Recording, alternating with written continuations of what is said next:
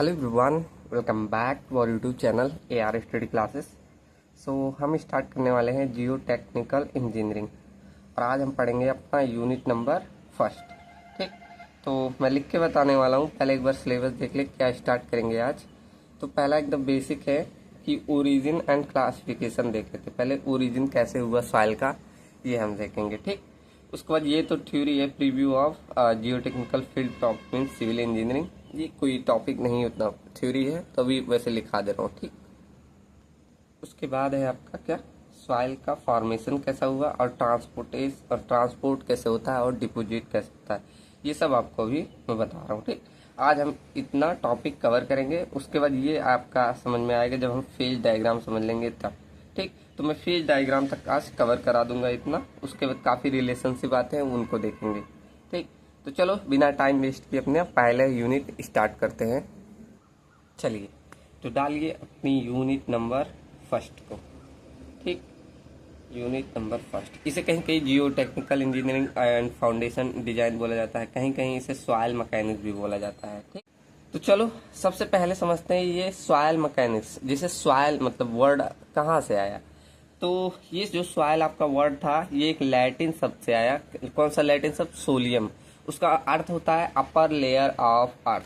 ठीक, तो यहाँ सबसे पहले लिख दो यही कि जो हमारा सॉइल वर्ड है ये कहाँ से ड्राइव हुआ? लैटिन वर्ड से, जिसका क्या मतलब है? Upper layer of earth. ठीक, तो लिखो soil is drive from, soil मेरे साथ ही नोट्स बनाइएगा, मैं ऐसे लिखते ही चलूंगा। ठीक, soil is derived from the Latin word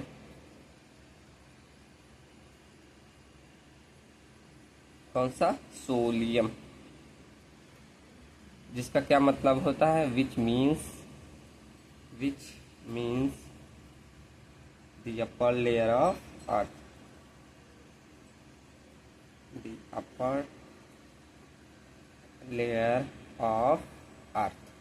ठीक, तो आप सब लोग अब बता सकते हैं कि सॉइल वर्ड कहाँ से आया। ठीक, अब एक टर्म यही लिख दीजिए कि हम डॉक्टर कार्ल वान तरजागी को सॉइल मैकेनिक्स का फादर बोलते हैं। क्यों? क्योंकि अभी हम आगे पढ़ेंगे ना तो बहुत सारी चीजें इन्होंने कंसोलिडेशन का सिद्धांत दिया, फाउंडेशन में काफी चीजें दी।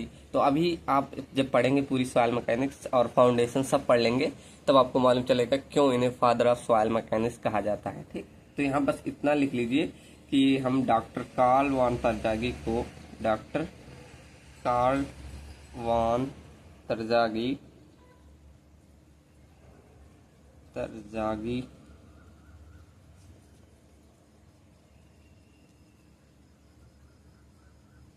ऐसे नहीं, Terzaghi, doctor Karl von Terzaghi is the father of soil mechanics.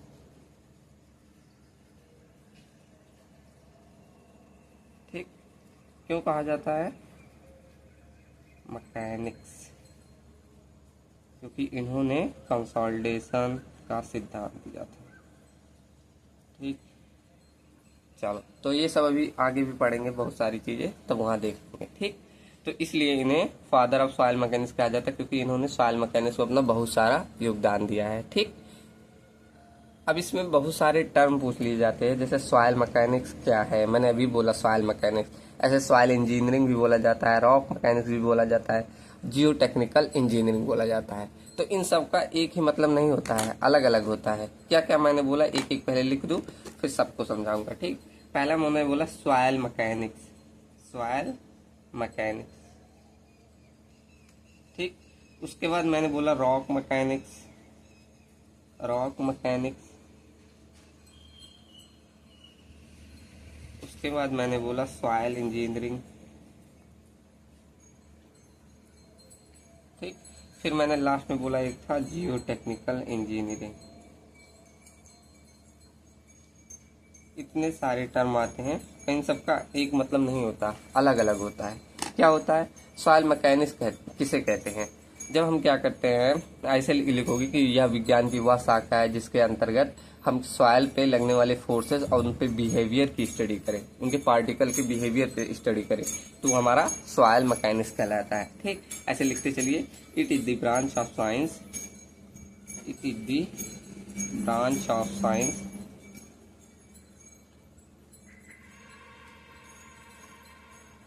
that deals with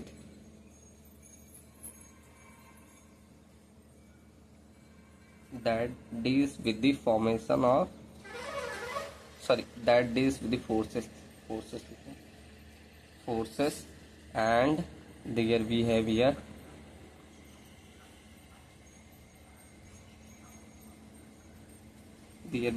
किस पे, ऑन द सॉइल पार्टिकल, ठीक, ऑन सॉइल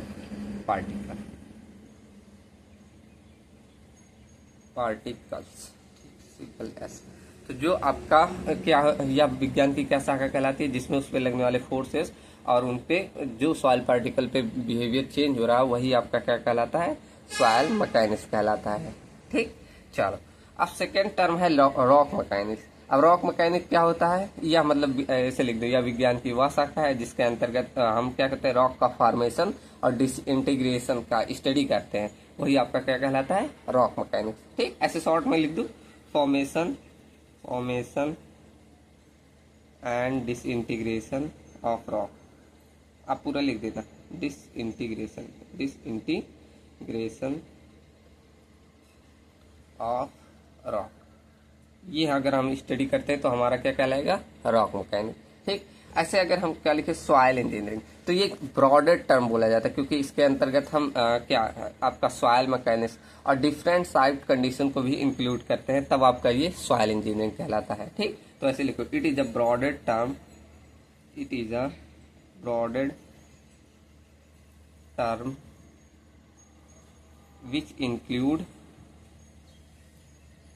विच इंक्लूड क्या, soil mechanics and different site condition,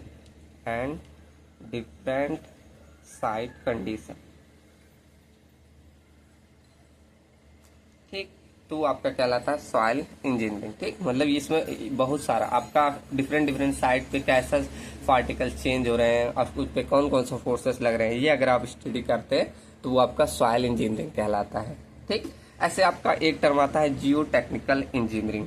अब ये क्या होता है, इसके अंतर्गत सभी आप soil engineering, rock mechanics, geology भी आप सब चीजें पढ़ते हैं। या जियोलॉजी मैंने नहीं लिखा, ये भी लिख दो, जियोलॉजी सब पढ़ते हो तो वो आपका क्या कहलाता है, जियोलॉजी। अभी इसका भी लिखा दे रहा हूँ, जियोलॉजी मतलब भूगोल, आपने पढ़ा होगा भूगोल, वही है, ठीक। तो यहाँ पर सब टर्म हम देखते हैं तो वो आपका कहलाता है जियो टेक्निकल इंजीनियरिंग, ठीक। ऐसे लिख दो।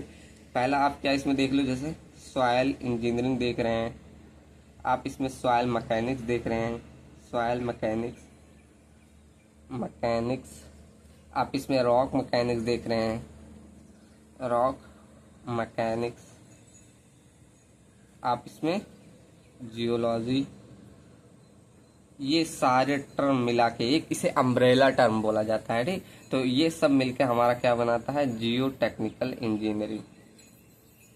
इसमें सारी चीजें आ जाती है आपकी, ठीक।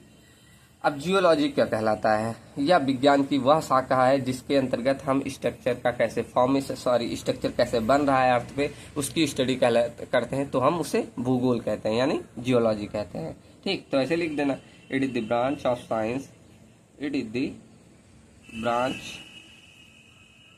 साइंस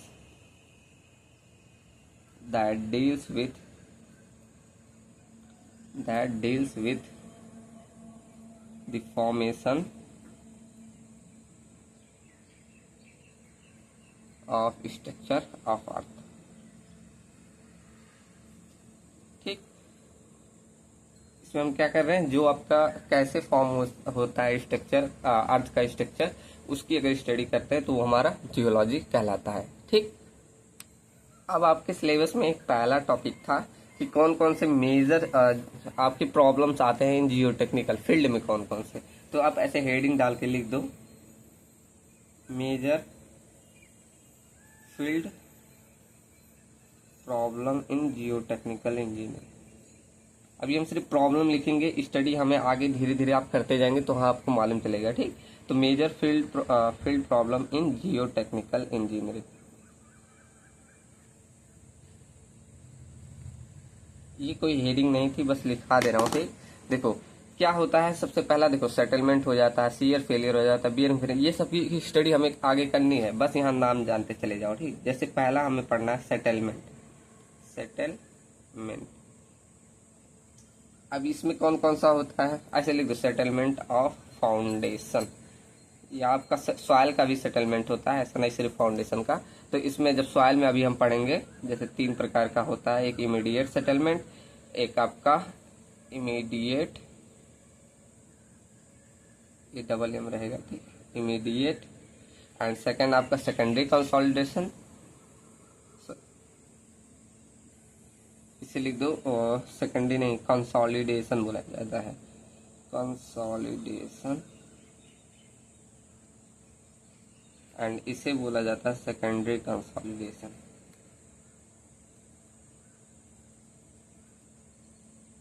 जब हमें निकालना होगा टोटल आपका सेटलमेंट, तो क्या करते हैं, इस इमीडिएट को प्लस इस कंसोलिडेशन को प्लस इस सेकेंडरी, इन तीनों को ऐड करते हैं तो हमारा निकल जाता है टोटल। ठीक, तो ये अभी हमें आगे पढ़ना है और डिटेल में।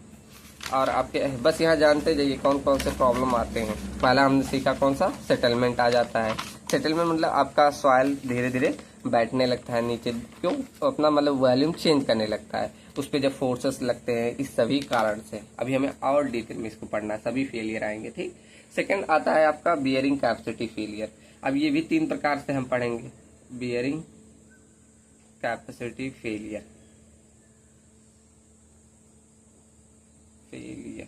ठीक। तो इसमें 3 प्रकार का होता है, एक general shear failure, local shear failure and punching shear failure.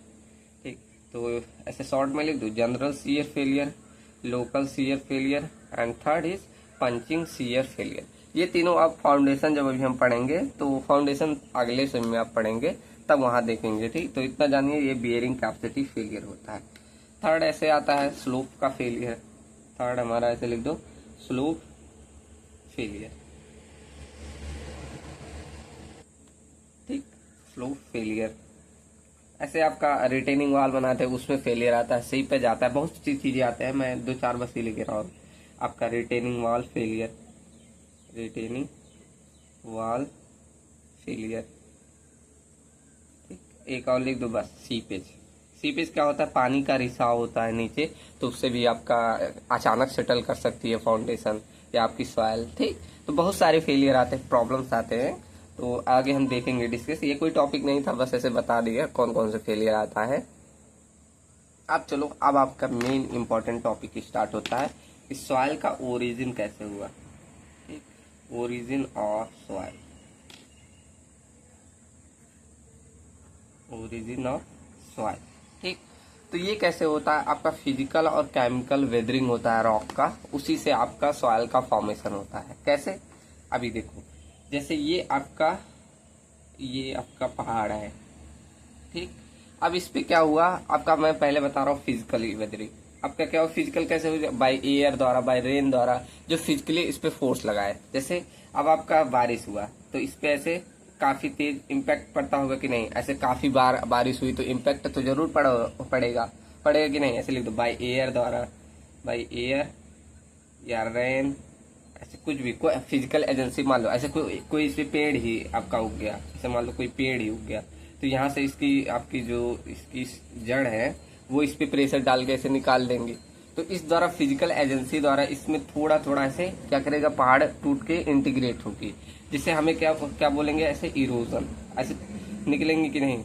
तो धीरे धीरे समय के बाद, ऐसे काफी सालों, एक दिन में का काम नहीं है ये, काफी सालों के बाद ये इसमें से इरोजन होता रहेगा।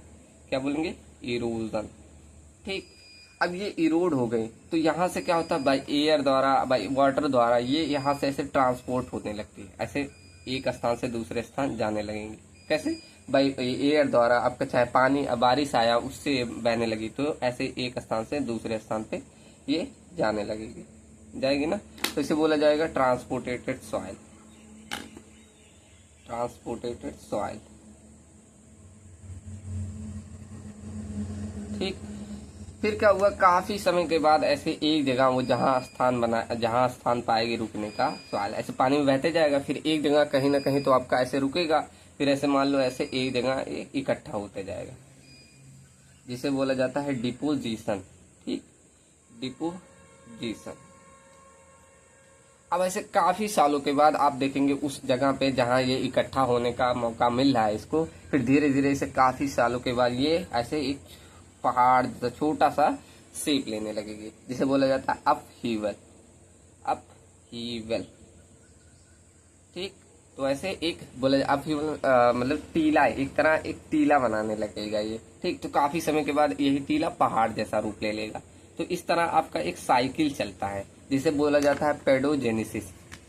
पेडो, इस साइकिल को जो मैंने पूरा बताया, अब यही से ऐसे पहाड़ बनने लगा, फिर ये इरोड होने लगा, एक पूरी ऐसे आपकी साइकिल चल रही है। अगर आप ऐसे बनाना चाहे, जैसे ये आपका क्या हो गया, आपका मान लो ये आपका क्या लिख दे, इसको पहाड़ लिख दें, नहीं अर्थ, ऐसे नहीं, डायरेक्ट लिखो, यहाँ इरोजन होता है, इरोजन, ठीक।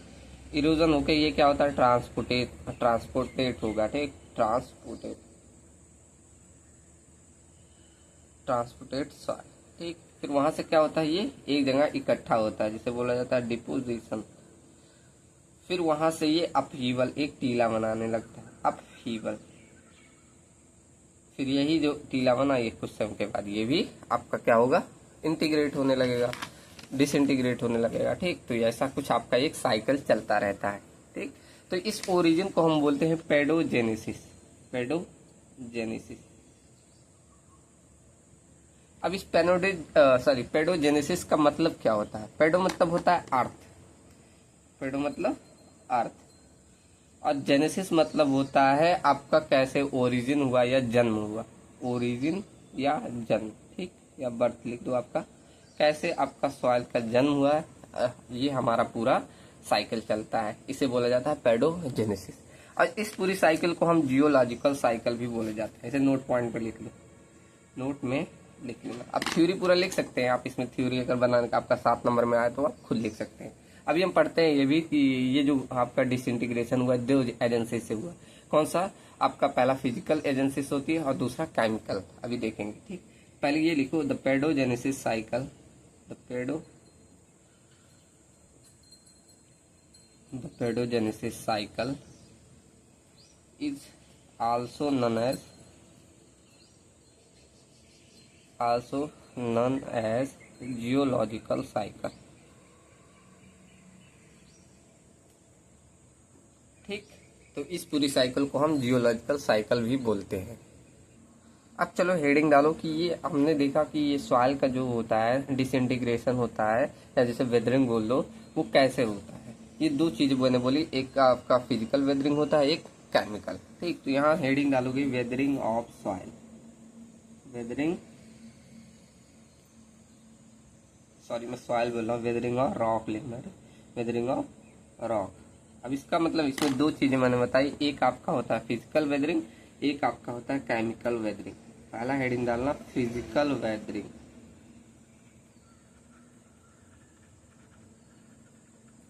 ठीक। चलो, तो इसमें फिजिकल मतलब बाई फिजिकली आपका देखो, चाहे आपका टेम्परेचर चेंज हो गया, चाहे आपका इस पे पहाड़ पे आपका क्या आपका पेड़ उगने लगा, तो उसके आपके रूट्स जो होते हैं उसके द्वारा इम्पैक्ट जो पड़ रहा है, और ऐसे एयर द्वारा, पानी द्वारा उस पर एब्रेशंस लग रहे हैं, तो ये सब कारण हुए। तो ऐसे कारण सब लिख दो। क्या पहला मैंने बोला कि आपका टेम्परेचर अगर चेंज हो रहा है, वो टेम्परेचर चेंजेज आ रहे हो तो हो गया, ठीक। सेकंड आप ऐसे लिख देंगे कि आपका क्या हो रहा है, जो प्लांट्स उग रहे हैं उसके रूट्स द्वारा, ठीक। तो ऐसे लिख दो spreading of roots of plant, ठीक। थर्ड लिख दो उस पे घर्षण आ रहा है, जिसे एब्रेशन बोला जाता है, तो वो लग रहा हो ऐसे। फोर्थ बोल दो, अगर उस पे जैसे कहीं ऐसे गैप है, अब इस पे पानी इकट्ठा हो गया और उस पे टेम्परेचर काफी घटा, तो वो बर्फ जम गया, तो उससे भी ऐसे जमने और घटने की वजह से वहां पर चेंजेज आते हैं। तो उससे क्या होता है, जब आपका पानी क्या बर्फ जमता अपना वॉल्यूम बढ़ाता है, तो उससे यहाँ पर इम्पैक्ट पड़ता है, फिर ये डिसइंटीग्रेट होगा। तो यहाँ पर लिख दोगे क्या, वेजिंग एक्शन ऑफ आइस के द्वारा भी, waging action of ice,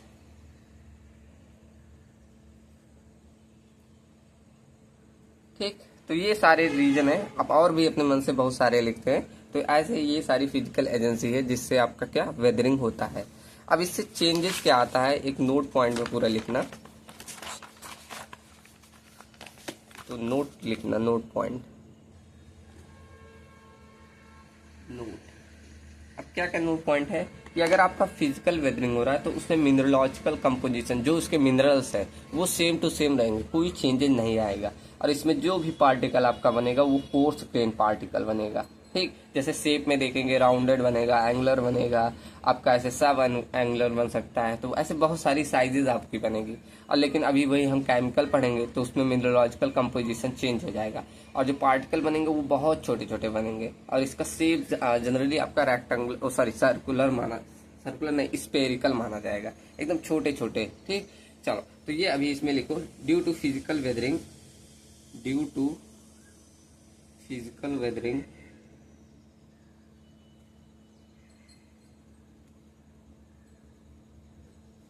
due to physical weathering of rocks, the mineralogical composition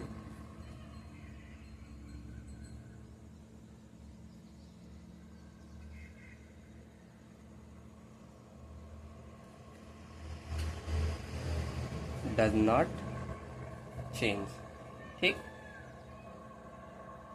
तो पहला पॉइंट ये हमने लिखा कि अगर आपका फिजिकल वेदरिंग हो रहा है तो उससे मिनरलॉजिकल कंपोजिशन नहीं चेंज होने वाला, ठीक। सेकंड लिखना कि इससे जो सॉइल पार्टिकल बनते हैं वो कोर्स ग्रेन, अब ये कोर्स ग्रेन ना मतलब साइज काफी बड़े बड़े रहेंगे। अभी हम और डिटेल में हमें पढ़ना कोर्स ग्रेन, फाइन ग्रेन, तो अभी बस इतना जानो जिससे आपके पार्टिकल साइज बनेंगे वो कोर्स ग्रेन पार्टिकल साइज बनेंगे, ठीक। तो the soil formed by, soil formed by physical agencies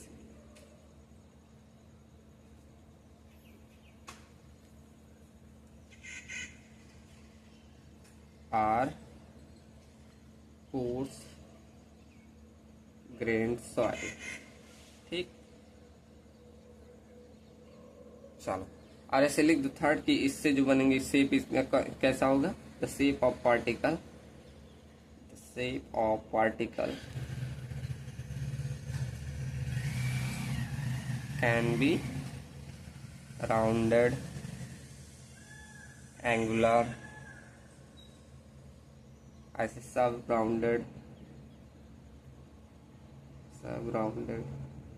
and सब एंगुलर, ठीक। तो ये सारे ऐसे बहुत सा और भी शेप के बन सकते हैं। तो इतना आपका शेप्स और पार्टिकल आपका कोर्स ग्रेन बस ऐसा समझिए कि बड़े बड़े पार्टिकल बनते हैं, ठीक। अभी हम आगे और अच्छे में पढ़ेंगे कोर्स ग्रेन, फाइन ग्रेन ये क्या होता है, बस इतना ध्यान में रखिए। कोर्स मतलब बड़े बड़े आपके साइज के इसमें पार्टिकल्स बनते हैं, ठीक। सेकंड पढ़ते हैं, हमने पढ़ा फिजिकल वेदरिंग कैसा होता है। अब सेकंड देखो केमिकल वेदरिंग, केमिकल वेदरिंग। अब ये क्या होता है, मतलब केमिकली उसमें रिएक्ट कर रहा है सॉइल से, तब आपका जो वेदरिंग होता है उससे बोला जाता है केमिकल वेदरिंग। अब इसमें बहुत सारे रिएक्शन आपके आते हैं, जैसे हाइड्रेशन, कार्बोनेशन, आपका ऑक्सीडेशन, हाइड्रोलाइसिस, ऐसे बहुत सारे हैं, ठीक। तो क्या क्या मैंने बोला, एक एक लिख दो। हाइड्रेशन आ गया, हाइड्रेशन आपका सेकंड लिख दो ऐसे, ऑक्सीडेशन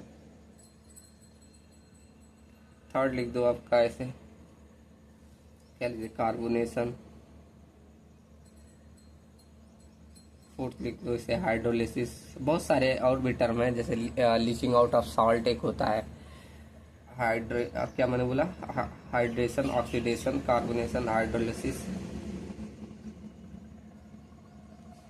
ठीक। चार ही लिखते हैं, अब और दो चार ऐड करना होगा कर लीजिएगा, ठीक। तो हाइड्रेशन क्या होता है, जब हमारे रॉक मिनरल्स रिएक्ट करते हैं पानी से, H2S से, तो वो प्रोसेस कहलाता है आपका हाइड्रेशन, ठीक।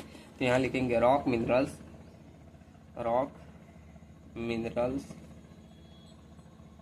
रिएक्ट विथ H2O, ठीक। तब वो आपका क्या कहलाता है, known as hydrolysis, sorry hydration, ठीक। ऑक्सीडेशन क्या कहलाता है, जब वही रॉक मिनरल्स आपके किससे रिएक्ट करेंगे, O2 से, ठीक। तो rock minerals react with O2, तब वो आपका क्या कहलाएगा, ऑक्सीडेशन, नॉन एज ऑक्सीडेशन, आप ऐसे इन सब का लिख दीजिए। जब रॉक मिनरल्स आपका किससे, कार्बन CO2 से रिएक्ट करे तब उसे क्या बोला जाता है, कार्बोनेशन। ठीक, तो इसको लिख लीजिएगा पूरा। ऐसे आपका हाइड्रोलिसिस क्या कहलाता है, जब ये आपका जो पानी के पार्टिकल्स है ये ऐसे ब्रेक करते हैं, H2O आपका ब्रेक करता है किसमें, H+ आयन प्लस में आपका OH- आयन में, ये ऐसे ब्रेक करता है। तब ये जब रॉक मिनरल से रिएक्ट करेगा, ऐसे लिखना, रॉक मिनरल से रिएक्ट करेगा तब वही आपका क्या कहलाता है, हाइड्रोलिसिस। ठीक, हाइड्रोलिसिस। ठीक, चलो, तो ऐसे आपके 4 टर्म मैंने लिखे। और भी होते हैं, जैसे आपका ब्लीचिंग आउट ऑफ सॉल्ट, जिसे कहते हैं, उसे ब्लीचिंग आउट बोला जाएगा। ठीक, तो ये आपके केमिकल्स वेदरिंग होते हैं। चलो, अब इसमें भी नोट पॉइंट है, वही लिखो। जैसे इसमें हमने देखा कोर्स ग्रेन बनते हैं, आपका पार्ट मिनरलोजिकल कंपोजिशन नहीं चेंज होता। तो इसमें क्या होता है, तो इसमें पहला पॉइंट ये लिखो कि इसकी मिनरलोजिकल कंपोजिशन चेंज हो जाती है। क्यों, क्योंकि इसमें केमिकली रिएक्शन हो रहा है इसलिए। ठीक, तो पहला पॉइंट इस ये लिखो, ड्यू टू, या पहला पॉइंट डाल लेना, due to chemical weathering, due to chemical weathering, the mineralogical composition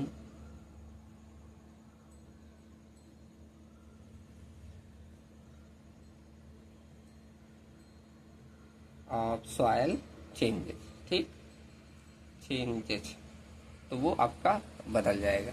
ठीक, सेकंड, इसमें जो पार्टिकल्स बनेंगे वो फाइन ग्रेन पार्टिकल्स बनेंगे। सेकंड ऐसे लिख दो, due to chemical weathering, chemical weathering, fine particles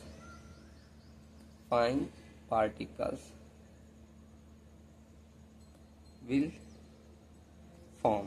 ठीक, तो ये आपका बनेगा। इसका साइज जो होता है जनरली देखा जाता है लेस देन 2 माइक्रॉन्स होते हैं, तो वो आपका फाइन ग्रेन पार्टिकल्स आता है। ठीक, चलो, तो यहाँ आपका खत्म होता है कैसे आपका सॉइल का ओरिजिन हुआ।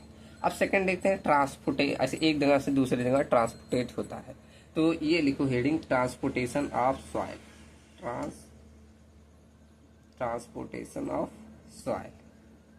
ठीक, मतलब एक स्थान से दूसरे स्थान पे कैसे जा रहा है, तो उसके कुछ एजेंट है, जैसे ट्रांसपोर्टिंग एजेंट लिख दो ऐसे, ट्रांसपोर्टिंग एजेंट।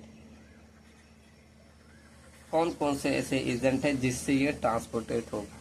अब इसके आधार पे भी आपका सॉइल का अलग अलग आता है, जैसे वाटर से होगा या एयर से होगा। वाटर से होगा तो उसे एलुवियल सॉइल बोला जाता है, एयर से होगा तो उसे एओलियन सॉइल बोला जाता है, ग्रेविटी से होगा तो ग्रेविटेशनल सॉइल बोला जाता है। ऐसे बहुत सारे हैं, अभी हम एक एक करके देखेंगे। ग्रेविटेशनल फोर्सेस के द्वारा अगर हो रहा है, या आपके ग्लेशियर पिघलने से होता है, या आपके मरीन स्ट्रक्चर में होता है, ऐसे बहुत सारे हैं। तो वो सारे आपके ट्रांसपोर्टेटिंग एजेंट आपके आते हैं। ठीक, तो ये आपका हो गए कौन से ट्रांसपोर्टेटिंग एजेंट हैं सॉइल के। अब देखो, पहले 2 टाइप बेसिक पढ़ो, कौन कौन सा आपका सॉइल आता है। पहला एक ट्रांसपोर्टेटेड सॉइल, एक आपका आता है रेजिडुअल सॉइल। ठीक, तो ये पहले से लिख दो, बेसिक टाइप ऑफ सॉइल। उसके बाद अभी हम बहुत सारा सीखेंगे। पहले लिखो basic type of soil, type of soil कौन सा, पहला लिखो ट्रांसपोर्टेटेड सॉइल। सेकंड आपका आ जाता है रेजिडुअल सॉइल, रेजिडुअल सॉइल। ठीक, अब ट्रांसपोर्टेटेड सॉइल क्या कहलाता है, ये देखो TRANAL, मेरे से स्पेलिंग मिस्टेक हो सकती है तो ध्यान देना। ठीक, ट्रांसपोर्टेटेड सॉइल मतलब कि आपका अगर सॉइल का वेदरिंग हो रहा है और वो इसी फिजिकल एजेंसीज द्वारा एक स्थान से दूसरे स्थान पे ट्रांसपोर्टेट कर दी जा रही है, तो वो आपका ट्रांसपोर्टेटेड सॉइल कहलाती है। ठीक, चलो क्या लिखो, after the weathering of soil, after weathering of soil, after weathering soil is transported by different physical agencies।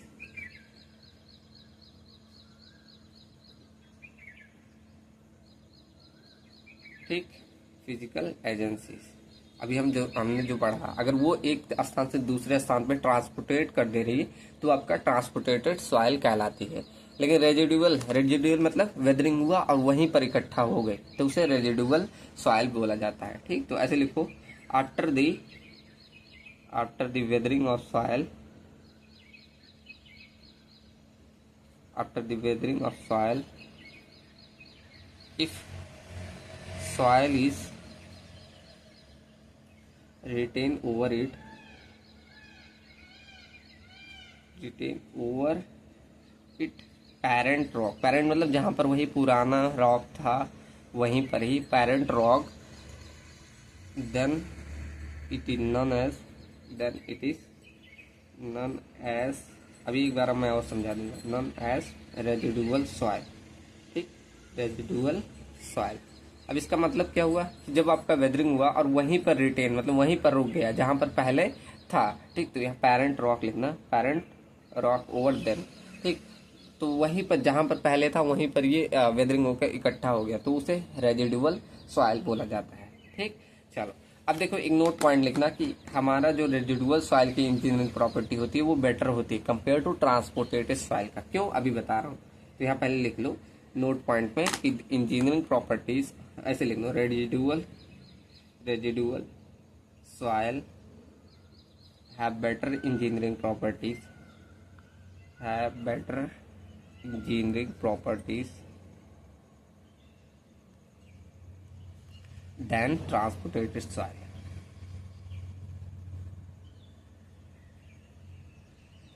अब ऐसा क्यों होता है, देखो अब आपका रेजिडुअल सॉइल वेदर हुआ मतलब क्षरण हुआ उसका तो वहीं पर ये इकट्ठा हो गई, कोई दूसरे जगह का कांटेक्ट में नहीं आई, न पानी के न मॉइस्चर के कुछ भी।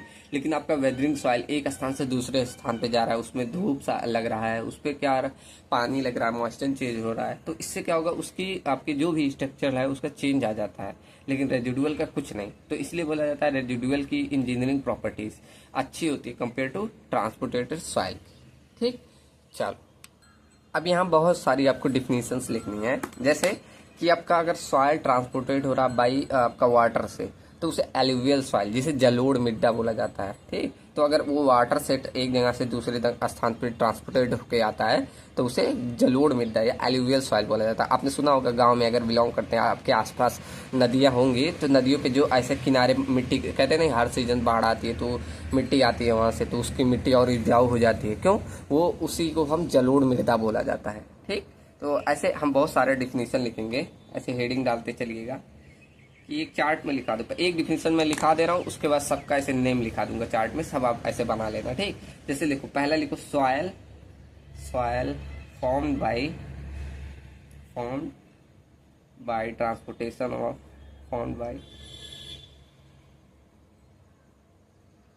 transportation with the help of water is known as क्या आपको बोला मैंने, एलुवियल सॉइल, एलुवियल सॉइल, जैसे जलोढ़ मृदा भी बोला जाता है। ठीक, तो इतना समझ में आया कि अगर वाटर द्वारा ट्रांसपोर्टेट होकर आ रहा है तो उसे एलुवियल सॉइल बोला जाता है। अब मैं यहाँ ऐसे बस हेडिंग लिख दे रहा हूँ, बाकी के नेम लिख दे रहा हूँ, आप डिफिनीशन ऐसे बना लीजिएगा। ठीक, चलो तो मैं यहाँ लिख दे रहा हूँ किसके द्वारा हो रहा है, जैसे पहला लिख दो यहाँ अंडर लेक डिपोजिशन। ठीक, मतलब लेक के नीचे आपका ये इकट्ठा होते जा रहा है तब उसे बोला जाता है लेकेस्ट्राइन सॉइल। ठीक, क्या, लेकेस्ट्राइन सॉइल। आप इन सभी का नाम ध्यान रखिए, आपके कंपटीशन एग्जाम में पूछा जाता है। ठीक, तो अंडर लेक में अगर ये इकट्ठा हो रहा है तो उसे लेकेस्ट्राइन सॉइल बोला जाता है। और वहीं अगर ये समुद्र के नीचे इकट्ठा हो रहा है, ठीक, तो ऐसे लिख दो, डिपोजिशन इन सी और ओशियन, सी या ओशियन बोल दो, तो उसे क्या बोला जाता है, मरीन सॉइल। ठीक, मरीन सॉइल। ठीक, ऐसे आपका अगर एयर द्वारा होता है तो उसे एओलियन सॉइल बोला जाता है।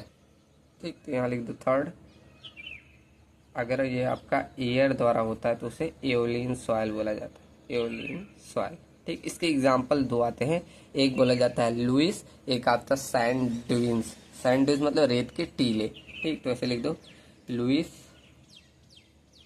या और सेकंड सैंड ड्यून्स। ऐसे एग्जाम्पल देके भी पूछ लेता है कि ये कौन से सॉइल है, सैंड ड्यून्स और लुइस, इन दोनों पे, तो पूछ लेगा बाई एयर द्वारा एओलियन सॉइल। ठीक, तो यहाँ लिख देना ऐसे एओलियन सॉइल। ठीक, अगर वो बाई एयर द्वारा हो रहा है। ठीक है, ऐसे अगर अगर ये ग्रेविटी द्वारा होता है तो उसे ग्रेविटेशनल सॉइल या इसे कोलोवियल सॉइल भी दूसरे नाम से जाना जाता है। ठीक, तो ऐसे थर्ड लिखो क्या, ग्रेविटी द्वारा, ग्रेविटेशनल फोर्सेस लिखो, ग्रेविटेशनल फोर्सेस इसके द्वारा हो रहा है तो उसे क्या बोला जाता है, ग्रेविटी डिपॉजिट। ठीक, या इसे एक नाम से और जाना जाता है कोलोवियल सॉइल, कोलोवियल सॉइल। ठीक, इन दोनों में से कोई नाम ध्यान रखना है। इसके एग्जाम्पल भी है टालुस, एग्जाम्पल क्या, टालुस। ठीक, तो ये आपके इतना बेसिक था, ये मैंने बता दिया। अब कई प्रकार की सॉइल है, उनको हम और डिटेल में पढ़ते हैं। जैसे पहला लिखो यहाँ पर, ऐसे लिखते जाओ, सब हम सॉइल के बारे में पढ़ते जा रहे हैं। ठीक, तो अगर आपका ग्रेविटेशनल डिपॉजिट एक आता है, सॉरी ग्रेविटेशनल बोलो, glacier deposit, glacier, glacial deposit. ठीक, तो इसमें क्या होता है, आपके जो भी सॉइल सेडिमेंट होते हैं, अब का बड़े बड़े ग्लेशियर वहां से मेल्ट करते हुए आते हैं, जब वो इकट्ठा होते हैं तब उसे बोला जाता है ग्लेशियर डिपॉजिट। ठीक, तो ऐसे लिखो, the soil sediment, the soil और sediment deposited by the melting of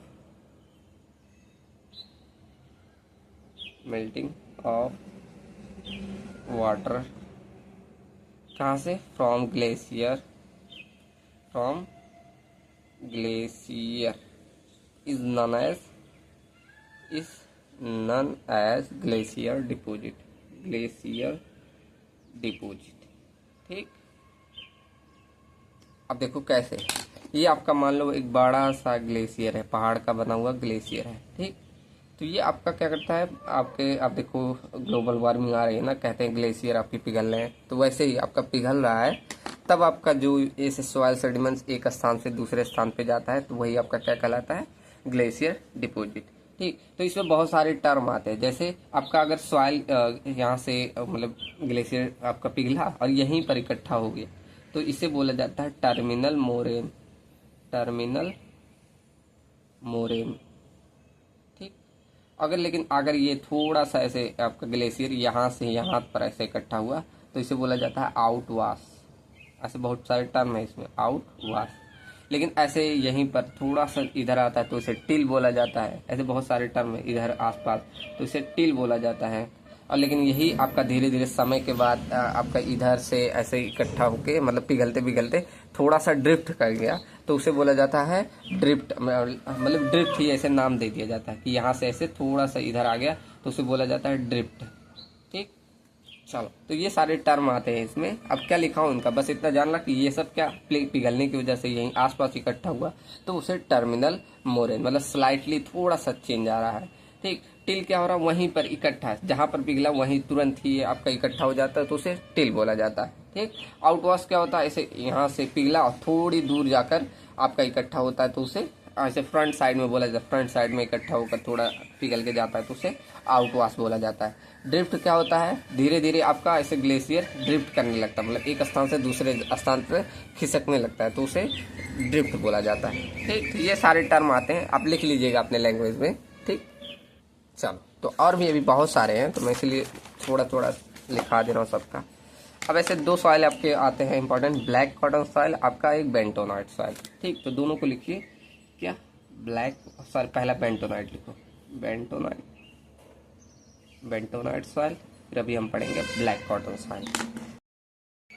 अब देखो, ये बेंटोनाइट सॉइल में आपका एक मिनरल होता है जिसे बोला जाता है मॉन्ट मोरिलोनाइट क्ले मिनरल। अब ये मॉन्ट मोरिलोनाइट जो मिनरल है, इसकी वजह से क्या होता है, सॉइल में श्रिंकेज, स्वेलिंग बहुत ज़्यादा आता है। अभी हम ब्लैक कॉटन सॉइल पढ़ेंगे, उसमें भी ये होता है। तो ये दोनों इसमें होने के कारण, जो ये मिनरल है, इसके कारण क्या, स्वेलिंग और श्रिंकेज बहुत ज़्यादा होता है। ठीक, तो अभी हम पढ़ेंगे ये मॉन्ट मोरिलोनाइट मिनरल को आगे बहुत डिटेल में। ठीक, बस इतने जानो कि इसमें क्या होता है, एक मिनरल होता है, क्या बोला जाता है, मॉन्ट मोरिलोनाइट। ठीक, तो पहला टर्म लिखो, it contain high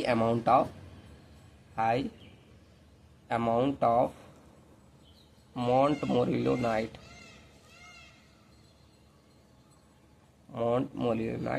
clay mineral. ठीक, क्ले मिनरल।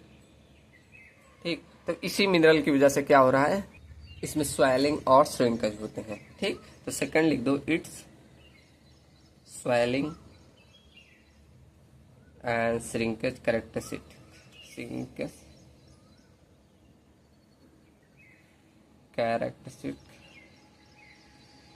आर डेवलप्ड, इससे आर डेवलप्ड बाई, इसी के कारण जो आपका मिनरल होता है मोंट मोरिलोनाइट क्ले मिनरल की वजह से। मिनरल कैरेक्टरिस्टिक्स, ठीक, ये देख लेना। तो इसमें स्वेलिंग एंड श्रिंकेज क्यों डेवलप किया जाता है, इसी मोंटमोरिलोनाइट क्ले मिनरल की वजह से। ठीक, अब ये जो बेंटोनाइट क्ले होता है ये फॉर्म होता है जो वॉल्केनिक अपने एस होता है उसके डिकम्पोजिशन की वजह से। ठीक, तो ऐसे लिख दो, ऐसे लिखो, बेंटोनाइट क्ले इज फॉर्म्ड, कैसे फॉर्म होती है, बाय डिकम्पोजिशन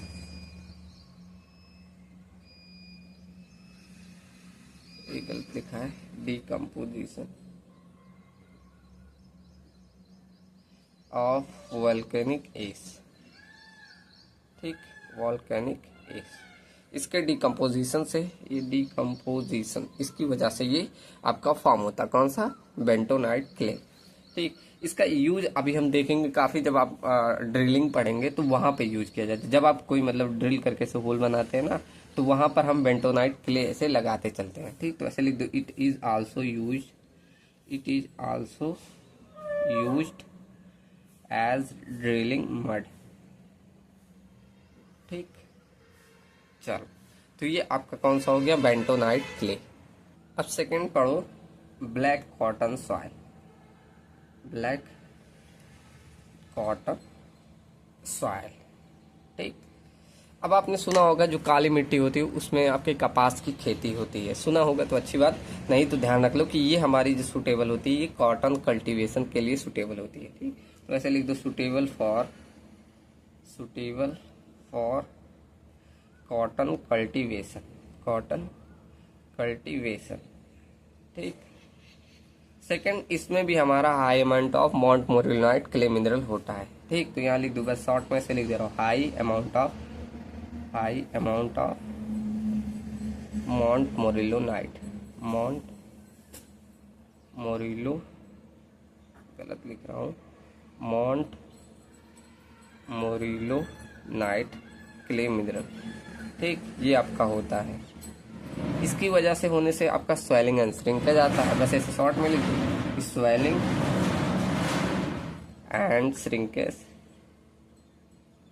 आपका इसमें ज्यादा आएगा। ठीक, ऐसे आप शॉर्ट में लिख दे रहा हूँ, समझ लीजिएगा। ठीक, तो किसकी वजह से, इसी आपका black cotton montmorillonite clay mineral की होने की वजह से इसमें क्या हो रहा है, high amount of swelling and shrinkage आ रहा है।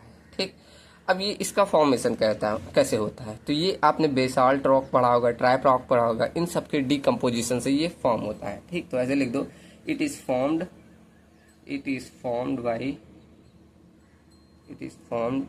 बाय कैसे, decomposition of basalt and trap rock.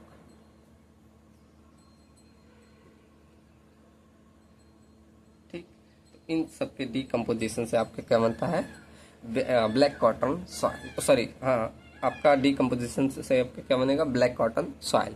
ठीक, चल, अब अच्छा, इसमें अगर आपको घर बनाना हुआ तो कौन सी फाउंडेशन बनाएंगे, ये आपका पूछा जाता है। तो अभी आप जब फाउंडेशन पढ़ेंगे तब और डिटेल में पढ़ेंगे इसको।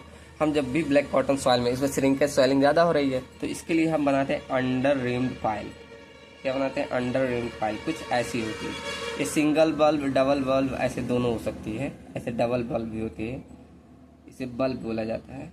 ऐसे सिंगल बल्ब, डबल बल्ब, ऐसे पाइल्स होता है, ऐसे बल्ब शेप दे दिया जाता है, जिसे बोला जाता है under rimmed pile. Under rimmed piles. ठीक, तो अगर आपको घर बनाना है तो इसमें कौन सा अंडर रिम्ड पाइल्स का यूज करना है। ठीक, चलो, तो ये हमारा हो गया बेंटोनाइट और ब्लैक कॉटन सॉइल क्या होता है। और टर्म लिखो, आपका एक आता है कैलकेरियस सॉइल, कैलकेरियस सॉइल। ठीक, तो ये कैसे फॉर्म होता है, इसमें हाई अमाउंट ऑफ जो होता है कैल्शियम कार्बोनेट होता है, इसीलिए इसे बोला जाता है कैलकेरियस सॉइल। ठीक, तो बस इतना ऐसे शॉर्ट में लिख दो, ऐसे आप पूरे लिख दीजिए, the soil which contain high amount of calcium carbonate is known as calcareous soil. ठीक, तो बस मैं इतना लिख दे रहा हूँ कि इसमें क्या होता है, हाई अमाउंट ऑफ पूरी डिफिनेशन आप लोग लिख दीजिएगा, high amount of calcium carbonate CaCO3, ये आपका ज़्यादा अमाउंट में होता है, इसीलिए इसे बोला जाता है कैलकेरियस सॉइल। ठीक, अब अगला लिखो एक, अब ऐसे सॉइल का प्रकार पढ़ रहा है, ऐसे पूछ लेता है कोई, एक डिफिनेशन आपके भूल लेगा। ठीक, अगला आता है कैलीज। अब ये क्या होता है, इसमें आपका जो ग्रेवल हो गया, सैंड हो गया, सिल्ट हो गया, इन सभी को एक ये जो कैल्शियम कार्बोनेट हो गया, ये आपका बांधे मजबूती से पकड़े रहेगा, तो वो आपका कैलीज कहलाता है। ठीक, तो ऐसे लिख दो, इट इज द सॉइल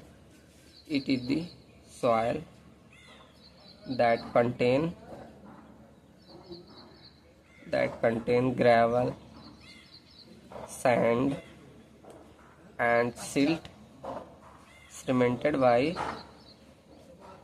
किसके द्वारा, CaCO3 के द्वारा, तो वो आपका कहलाता है कैलीज सॉइल। ठीक, एक ऐसे लास्ट लिख लीजिए, अभी लास्ट नहीं, एक और पढ़ लेंगे, ऑर्गेनिक सॉइल। बहुत सारा होता है, अभी मैं कम से कम 20-25 होता है, कितने लिखा हूँ। ठीक, तो यहाँ एक और लिख लीजिए, इंड्यूरेटेड क्ले। ठीक, आपको और सारा लिखना होगा तो बुक से लिख लीजिएगा, बहुत सारा होता है, मैं बस यहाँ समझा दे रहा हूँ तो चार। ठीक, तो इंड्यूरेटेड क्ले होता है जो हीट और प्रेशर लगे किसी सॉइल पे, तो वो आपका इंड्यूरेटेड क्ले कहलाता है। ठीक, तो लिखना, these soil are formed by किससे, by application of heat and pressure, ठीक, तो वो आपका कहलाता है इंड्यूरेटेड क्ले। ठीक, अब अगला एक लास्ट टाइप देखते हैं, ऑर्गेनिक सॉइल। ठीक, ऑर्गेनिक सॉइल, अब ये कैसे फॉर्म होती है, जो आपका ऑर्गेनिक मैटर है उनका बैक्टीरिया द्वारा डिकम्पोजिशन हो रहा है, तब वो आपका ऑर्गेनिक सॉइल कहलाती है। ठीक, these are the soil formed by bacterial decomposition of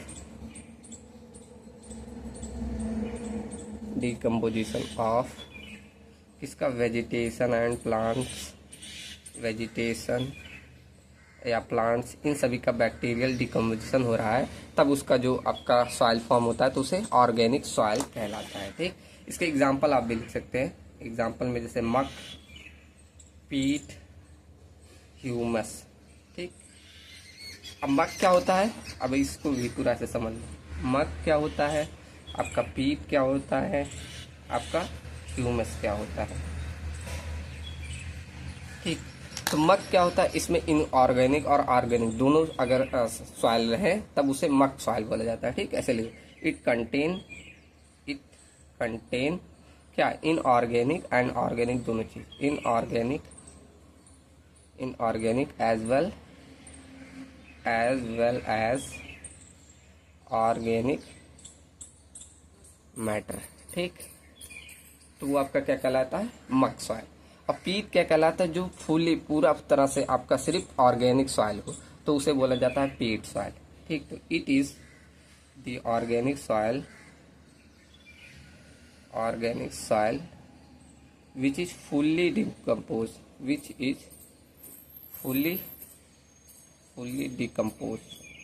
ठीक, तो अगर उसमें सिर्फ ऑर्गेनिक मैटर होगा तो वो पूरी तरह से डिकम्पोज हो गया, तो वो आपका पीट सॉइल कहलाता है। ठीक, और ह्यूमस क्या होता है, आपका ऑर्गेनिक सॉइल होता है लेकिन वो पार्शली ही डिकम्पोज होता है। ठीक, तो ऐसे लिख लो, it is the organic soil, organic soil which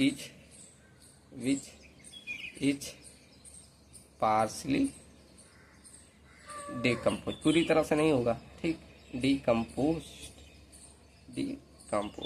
to आपका ह्यूमस कहलाता है, ठीक। चल, तो ये आपके टाइप्स ऑफ सॉइल हो गए, यहाँ पे खत्म होते हैं। और भी होते हैं, मैंने काफ़ी स्किप कर दिए हैं, अगर आपको पढ़ने होंगे तो बता देना, मैं पीडीएफ में ऐड कर दूंगा, ठीक। चल, अब पढ़ते हैं लास्ट टॉपिक, उसके बाद कल कैरी करेंगे। एक छोटा सा टॉपिक पढ़ते हैं, उसके बाद कल हम और डिटेल में पढ़ेंगे, ठीक। अभी हेडिंग डालिए बस, फेज डायग्राम, ठीक, डायग्राम, ठीक। अब देखो फेज डायग्राम क्या होता है। जैसे आपने अगर सॉइल कहीं से उठाया होगा, आप थोड़ी सी सॉइल लें तो उसमें आपका देखेंगे थोड़ा सा कहीं वाइट्स होगा, उसमें हल्का सा मॉइस्चर होगा और बाकी सॉइल होगा। जैसे मान लो मैंने ये आपका एक सॉइल लिया, ऐसे रेक्टेंगुलर शेप का, ऐसे सॉइल लिया, ठीक, ये आपका सॉइल हुआ। अब इस सॉइल में आप क्या क्या तीन चीजें देखेंगे मेनली। पहला क्या, उसमें हल्का एयर जरूर होगा, आपके वाइट्स हो गए तो उसमें एयर होगा, आपके उसमें सॉलिड पार्टिकल होंगे ना। थर्ड, उसमें हल्का मॉइस्चर होगा जिसे वाटर बोला जाता है। तो इन सभी को अरेंज करके एक फेज डायग्राम में बनाया जाता है, ऐसे कुछ कि हम तीन चीजें इसमें पाएंगे। क्या क्या, पहले आप इसमें एयर कुछ ना कुछ पाएंगे, आप इसमें वाटर पाएंगे, और थर्ड इसमें पाएंगे आप सॉलिड, ठीक, ये तीन चीजें पाएंगे। तो इन सभी का अगर देखा जाए, इसका सॉलिड का वेट को हम WS से दिखा दे, वेट ऑफ सॉलिड, और इसको हम दिखा दे वेट ऑफ वाटर, तो W से, ठीक। ऐसे आप वेट ऑफ एयर WA से दिखा दे, और इसका वॉल्यूम दिखा दे ऐसे कि वॉल्यूम ऑफ सॉलिड कितना है, वॉल्यूम ऑफ वाटर कितना है, और वॉल्यूम ऑफ एयर। तो इस तरह कुछ अरेंज करके हम जब स्टडी करते हैं वही आपका फेज डायग्राम कहलाता है, ठीक। चलो, यहाँ पर देखो एयर का वेट बहुत ही कम होता है, लेकिन वॉल्यूम होता है एयर का, लेकिन वेट कुछ नहीं होता, तो इसमें 0 कर दिया जाता है, ठीक, मतलब वेट ऑफ एयर इसमें 0 रहता है। तो यहाँ पर इन सबको आप जोड़ोगे तो टोटल वेट बनेगा, इसको जोड़ोगे तो ये टोटल वॉल्यूम देगा। मतलब ऐसे कुछ लिख सकते हो, टोटल वॉल्यूम ऑफ अगर लिखना हो तो volume of air plus volume of water plus volume of solid, ये आप लिख सकते हैं, ऐसे लिख लेंगे। ऐसे आपको मैं पूछूं टोटल वेट का फॉर्मूला क्या होगा, तो आप बस इतना लिख दें, क्या, weight of water plus weight of solid, ये टोटल वेट का फॉर्मूला होगा, ठीक। चलो, तो यहाँ पर ऐसे लिख सकते हैं कि WA को हम नेग्लेक्ट कर देते हैं और VA को हम नहीं नेग्लेक्ट करते, ठीक। तो VA इज नॉट नेग्लेक्टेड, ऐसे लिख देते हैं, VA इज नॉट नेग्लेक्टेड, और हम WA को नेग्लेक्ट कर देते हैं, नेग्लेक्टेड, ठीक। ये ऐसे ब्रैकेट में लिख देना, ये फेज डायग्राम होता है। तो जनरली आप जो भी सॉइल आप नेचर में पाएंगे वो 3 फेज डायग्राम में पाएंगे। देखो 1 2 3 फेज में मिला ना, तो ऐसे लिख देना, जनरली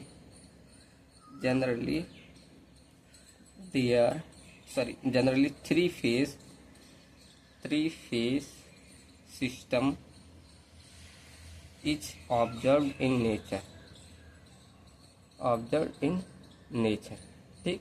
नेचर में जनरली कौन सा 2 फेज का ही डायग्राम पाया जाता है, लेकिन हम इसे 2 फेज में भी कन्वर्ट कर सकते हैं। कैसे, हम इंसान है तो हम कन्वर्ट कर सकते हैं, कैसे, अभी देखो, अगर हम क्या कर दे, इसमें से वाटर को पूरी तरह से निकाल सकते हैं, पूरी तरह से एकदम ओवन करके आप निकाल दें, तो उसमें से वाटर अगर बाहर निकल गया, एयर तो निकालना नामुमकिन है, क्योंकि आप हल्का फुल्का उसमें एयर बचा ही जाता है, ठीक। नामुमकिन नहीं, हम एयर को भी निकाल सकते हैं, वो भी अलग आपका आ जाएगा, या तो आप वाटर निकाल पाएंगे या तो एयर, ठीक। तो ऐसे 2 तरह से बनेगा। कौन सा, पहला आपने क्या किया, देखो 2 केस ऐसे बन जाएंगे। पहला आपने यहाँ एयर लिया, दूसरा आपने सॉलिड, एक टर्म आपने लिया यहाँ पर सिर्फ वाटर ले लिया, और थर्ड आपने क्या ले लिया, सॉलिड, ठीक। अब ये केस कैसे बना, आपने पूरी तरह से उसे ओवन करके निकाल लिया, तो आपका ये बना 2 फेज सिस्टम। एंड थर्ड आपने क्या लिया, ये वाटर और सॉलिड, ये कब बनेगा, जब आप उसमें पूरी तरह से उस पानी को इमर्ज कर दे, पूरी तरह से एयर बचे ही ना, पूरे हर एक वाइट जहाँ है वहां पर क्या भर जाए, पानी, तब ये केस बन सकता है, ठीक। तो ये आपका क्या हो जाएगा, volume of air, volume of solid, और ऐसे वेट ऑफ एयर, तो ये 0 होता है, और ऐसे वेट ऑफ सॉलिड, ठीक। ये ऐसे इसका भी बना दो फेज डायग्राम, तो weight of water, weight of solid, volume of water, volume of solid, ठीक। तो ऐसे आपका फेज डायग्राम बनता है। तो ये वाला केस कब बनेगा, जब आपका फुली ड्राई कंडीशन होगा तब। ठीक, कैसे, जब आपका ड्राई कंडीशन होगा तब, ड्राई पूरा एकदम रहेगा तभी तो बनेगा, वाटर उसमें बाहर निकल जाएगा। और ये कब बनेगा, जब पूरी तरह से सैचुरेटेड रहेगा। सैचुरेटेड मतलब पूरी तरह से भीगा रहेगा, तो ऐसे फुली सैचुरेटेड या कंप्लीटली बोल सकते हैं। ठीक, तो फुली सैचुरेटेड रहेगा,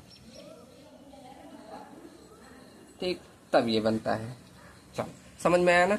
अब देखो, ये आपका सॉलिड हो गया, ये आपका वाटर हो गया, ये एयर हो गया। अब बताओ वाइड्स जो आपके सॉइल में से वाइड मतलब गैप्स होंगे, वो कौन कौन से पार्ट में होगा। आपका जहाँ वाटर होगा वहां होगा, आपका जहाँ एयर होगा वहां होगा।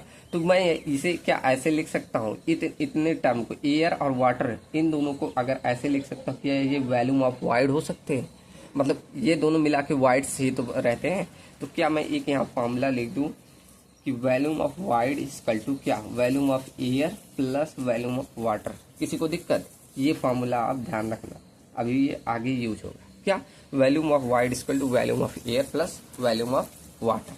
ठीक, चलो तो आज की क्लास यहीं ख़त्म करते हैं। और कैसी लगी क्लास सब लोग कमेंट करना और अपने दोस्तों के साथ ज़रूर शेयर करना।